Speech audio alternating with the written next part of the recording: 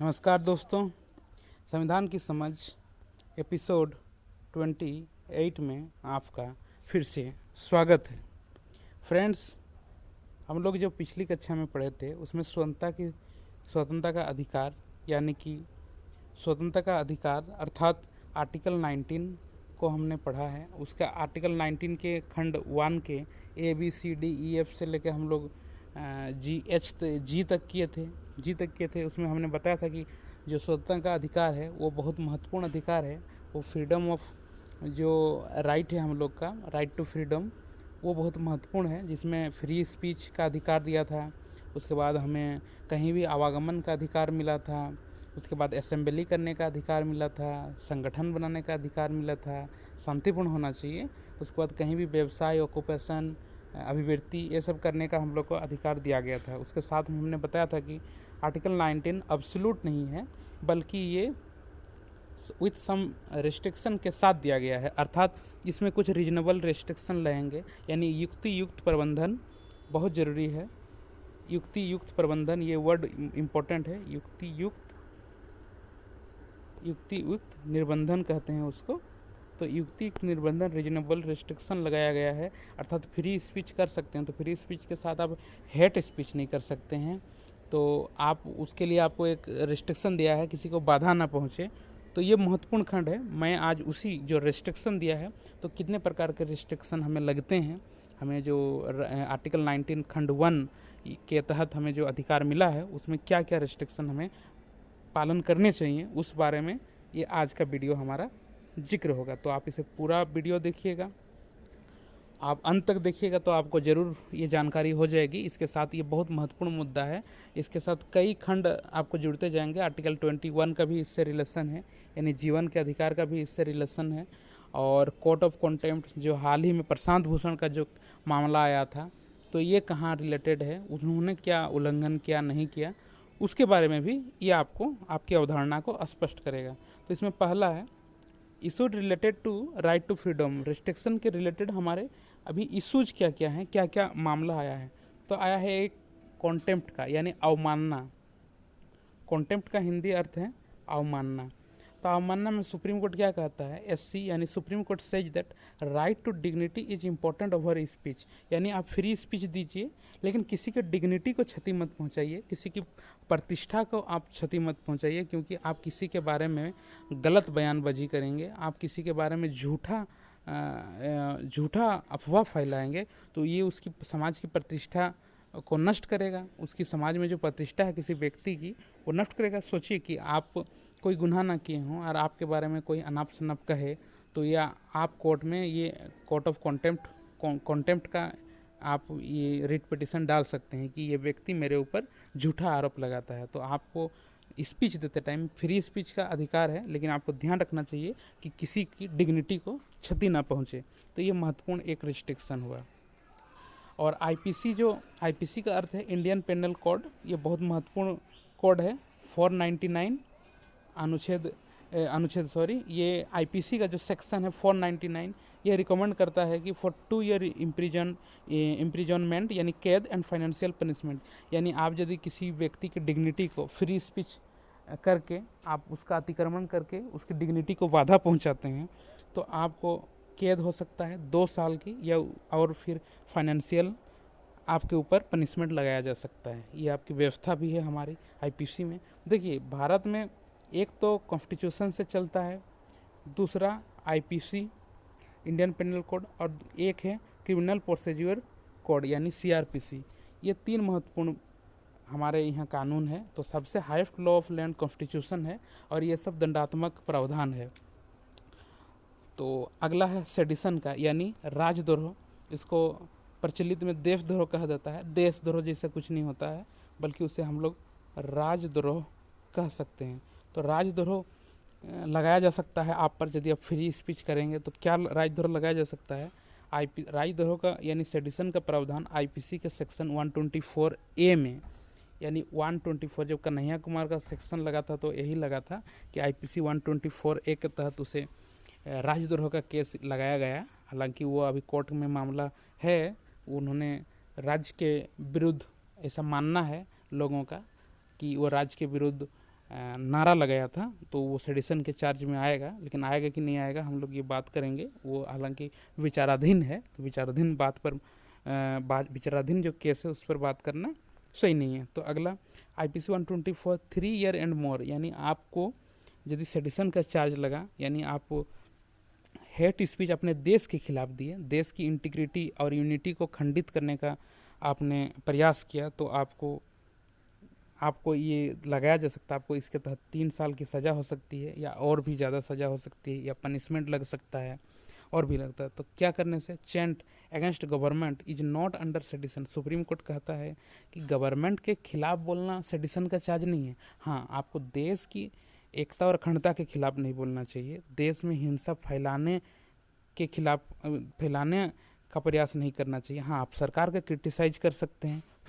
सरकार का क्रिटिसाइज करिए। सरकार गवर्नमेंट के आप नागरिक हैं, तो आप सरकार जो गवर्नमेंट है वो नागरिक का विरोधी होता है, ये तो बात आपको पता ही होगा। तो नागरिक अपना राइट्स रिजर्व करता है और उसके बदले में ये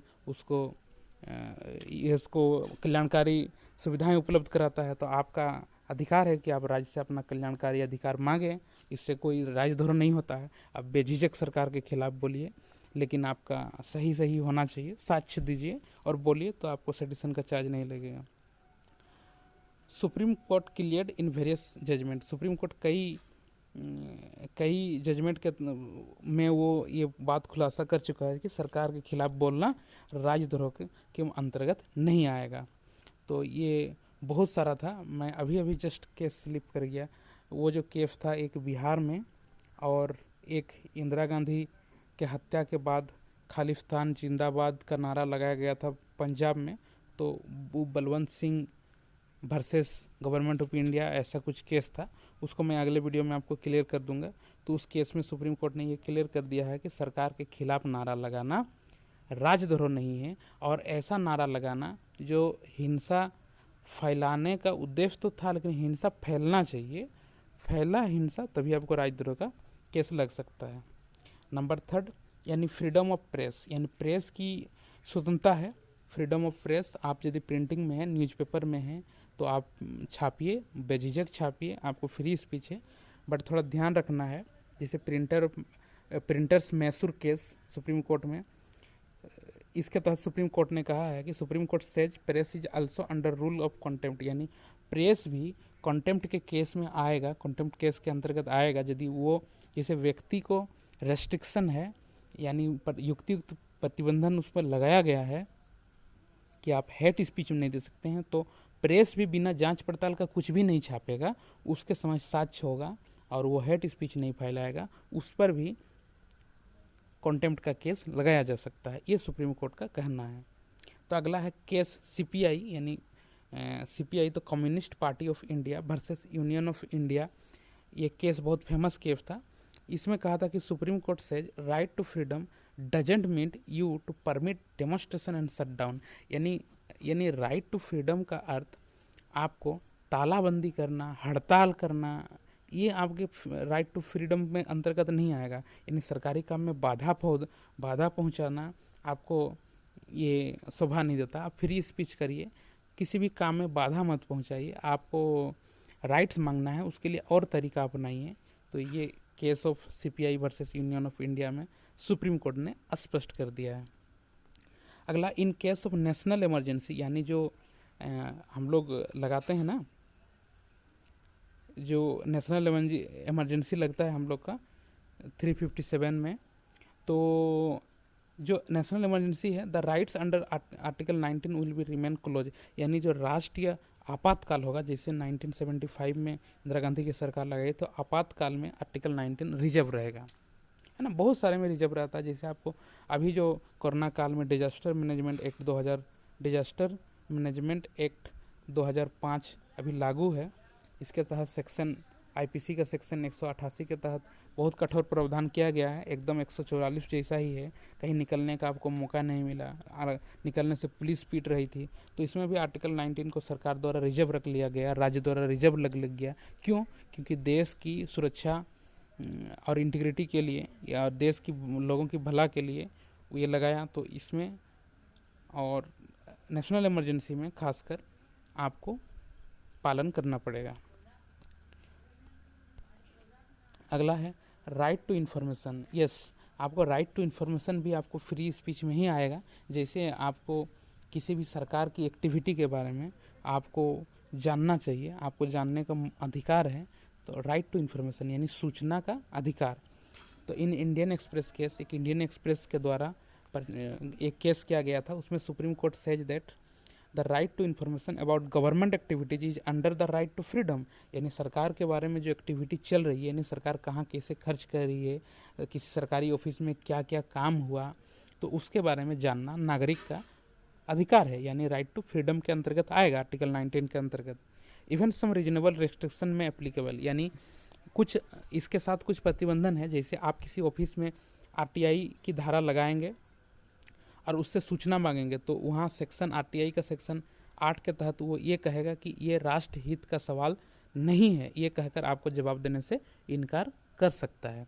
तो ये एक उसके पास एक सरकार के पास एक समझिए यंत्र है आपको सूचना देने से मना करने का, वरना उसको सूचना देना पड़ेगा।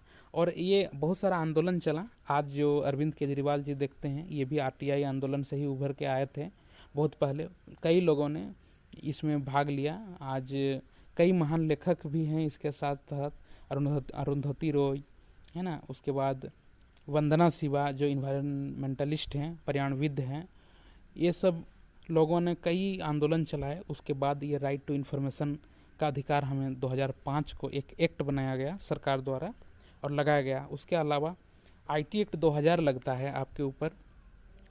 आईटी एक्ट 2000 के तहत आप क्या कर सकते हैं जी, जो इंटरनेट में सोशल मीडिया पे किसी के भी तस्वीर को बिना उसके परमिशन के शेयर करना या तोड़ मरोड़ कर अश्लील बनाकर पेश करना, तो ये सब आईटी एक्ट के अंतर्गत आएगा। किसी को मैसेज भेजना, उसके इच्छा के विरुद्ध गलत मैसेज भेजना, जहाँ पर उसके यौन शोषण की बात हो, हरासमेंट की बात हो, ऐसे में आपके ऊपर आईटी एक्ट लगेगा और कठोर दंड लगता है। ये बहुत ध्यान दीजिए, आजकल के नौजवान को ये ध्यान देना चाहिए। आईटी एक्ट 2000 आपके ऊपर कैसे लगता है। 2008 में इसी को संशोधन किया गया था, तो आईटी एक्ट 2008 भी आपके ऊपर लगता है, जिसमें आप ध्यान रखिएगा। तो social media, Facebook, Twitter, WhatsApp में यूज करते टाइम किसी भी महिला की फ़ोटो में अभद्र भाषा लिखकर उसे प्रेषित करना या किसी की फ़ोटो में अभद्र भाषा का प्रयोग करना, कमेंट करना, सब आईटी एक्ट के अंतर्गत आएगा। सोशल एक्टिविटी सरकार निगरानी भी रखती है। आर्टिकल 19(1)(f) ये डिलीटेड पार्ट है। मैं डिलीटेड पार्ट को थोड़ा खुलासा कर दूं कि ये क्यों डिलीटेड है। ये संपत्ति का अधिकार, जब शुरू में जब लोगों के पास सामाजिक न्याय की बात आई, जब पहला संविधान संशोधन की बात आ रही थी 1952, 53, 55 आसपास में, जब नेहरू जी प्रधानमंत्री थे, तो लोगों को कहीं कहीं उस समय ज़मींदारी प्रथा थी। लोगों के पास एक लोगों के पास कई एकड़ ज़मीन हुआ करते थे और किसी के पास रहने के लिए घर नहीं।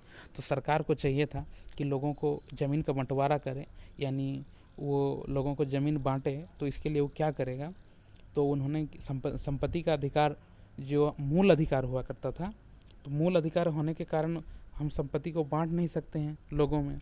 तो फिर सरकार ने एक 44th, ये तो उस टाइम आया था आर्टिकल, उसमें हटाया था उस टाइम, लेकिन पहला संविधान में उन्होंने क्या किया कि कई जो लैंड एक्विजिशन बिल लाया गया और उसके तहत उसे 9वीं सूची में डाला गया। और 9वीं सूची में डालने से उसका पुनरावलोकन नहीं होता है, आपको पता होगा। 368 के तहत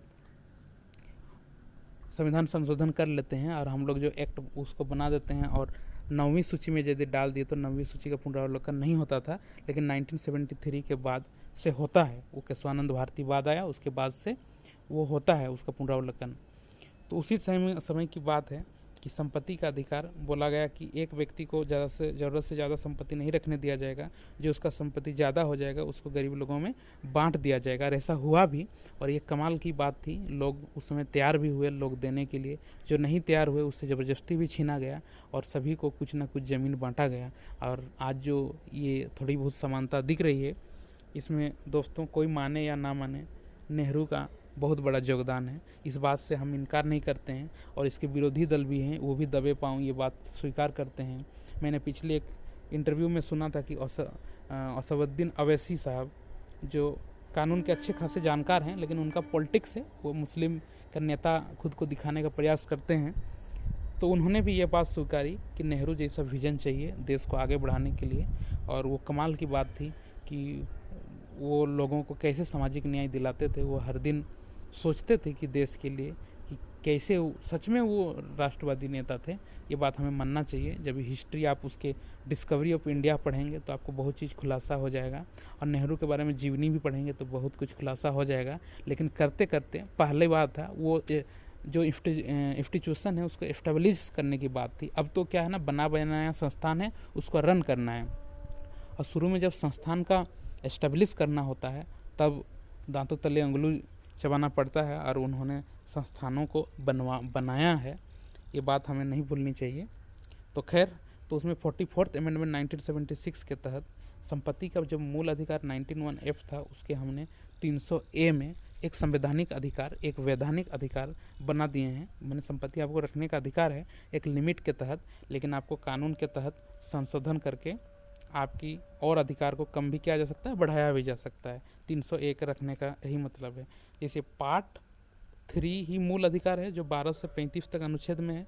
ये मूल अधिकार को संविधान, ये मूल अधिकार मूल ढांचा है, संविधान का मूल ढांचा है, जो 1973 में केशवानंद भारतीवाद में सुप्रीम कोर्ट ने ये क्लियर किया है कि जो मूल अधिकार है वो मूल ढांचा है, संविधान का मूलभूत ढांचा है, उसे परिवर्तित नहीं किया जा सकता है। यानी जो भी बात आज अनुच्छेद 12 से 35 में है उसे मूल अधिकार है, उसे हमें नहीं परिवर्तित कर सकते हैं। तो आर्टिकल 1(f) इसलिए हटा दिया गया था। उसके बाद 300(a) में अभी उसको परिवर्तित किया जा सकता है। और भी बहुत सारे रेस्ट्रिक्शन हैं, मैंने महत्वपूर्ण रेस्ट्रिक्शन को उठाया है।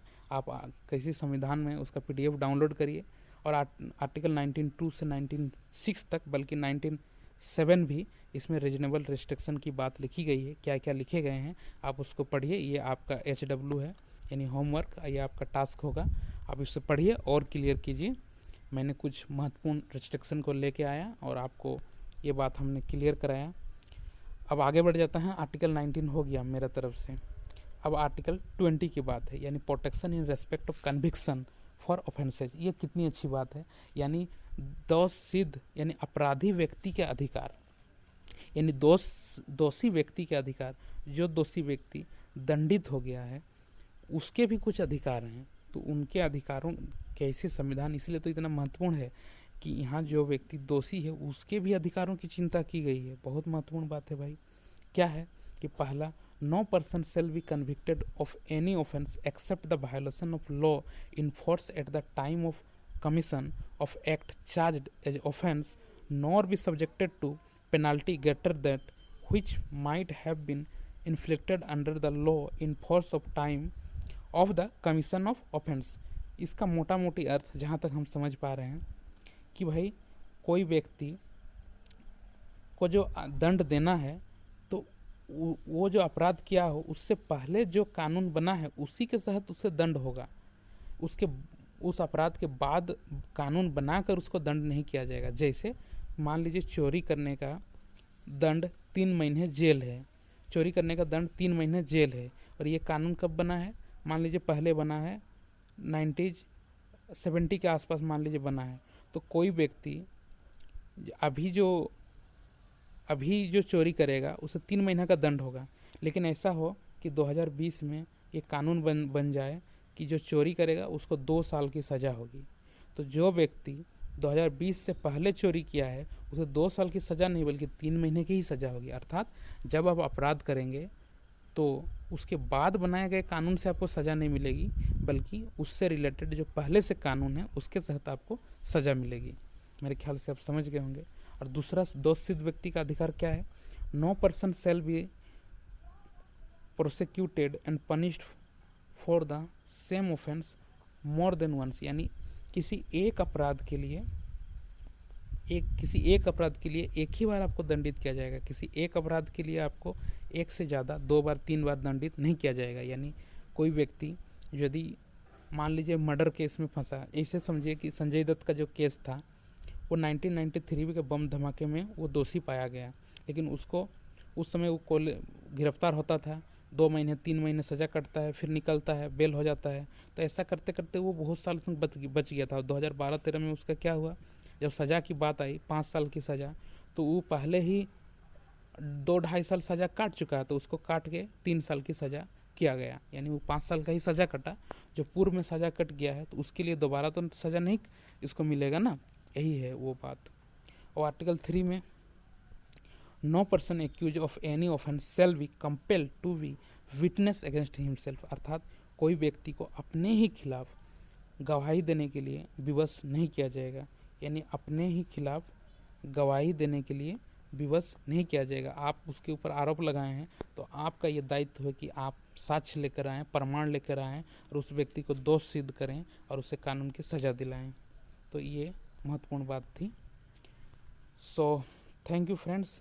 नेक्स्ट आर्टिकल विल बी 19(1) यानी जीवन का अधिकार। बहुत बहुत ही महत्वपूर्ण अधिकार है।